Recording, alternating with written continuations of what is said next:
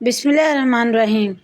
اشفاق احمد صاحب فرماتے ہیں کہ سندھ میں سرائے تھر میں کسی مقام پر ڈیرا لگا رکھا تھا۔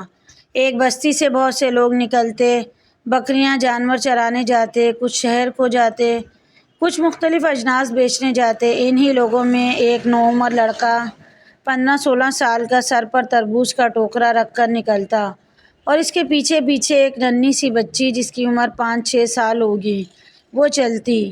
میں نے پوچھا تو پتہ چلا کہ ماں باپ مر چکے ہیں، اس لیے یہ لڑکا تربوز اور کبھی خربوزے دوسری بستیوں میں جا کر بیچتا ہے اور بہن کو بھی ساتھ رکھتا ہے، گھر میں اکیلے نہیں چھوڑتا۔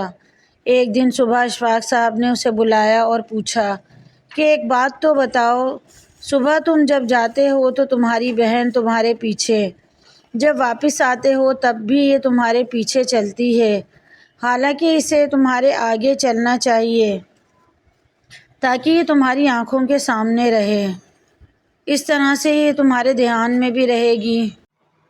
اس پر اس لڑکے نے جو جواب دیا وہ جگر چھلنی کر گیا۔ کہنے لگا، جناب آپ کو پتہ ہے گرمی سخت ہے اور سورج آگ برساتا ہے، جب میں سر پر ٹوکرا رکھ کر چلتا ہوں تو ٹوکرے سمیت میرا سایہ بڑا بن جاتا ہے۔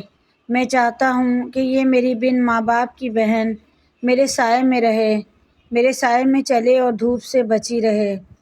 اشفاق صاحب فرماتے ہیں کہ آنسو تو روکے نہ رکتے تھے، ساتھ آہیں بھی نکل پڑیں اس صحرائی بچے کے یہ جملے سن کر۔ بس اس ان پڑھ نوعمر بچے نے عبادت کے ڈھنگ، بہنوں کے حقوق، چھوٹوں پر شفقت، یتیم کی رکھوالی اور انسانیت سب ایک جملے میں سمجھا دیا۔ مزید ایسی ویڈیوز کے لیے چینل کو ضرور سبسکرائب کریں۔ ویڈیو پسند آئے تو لائک، شیئر، کمنٹ کیجیے۔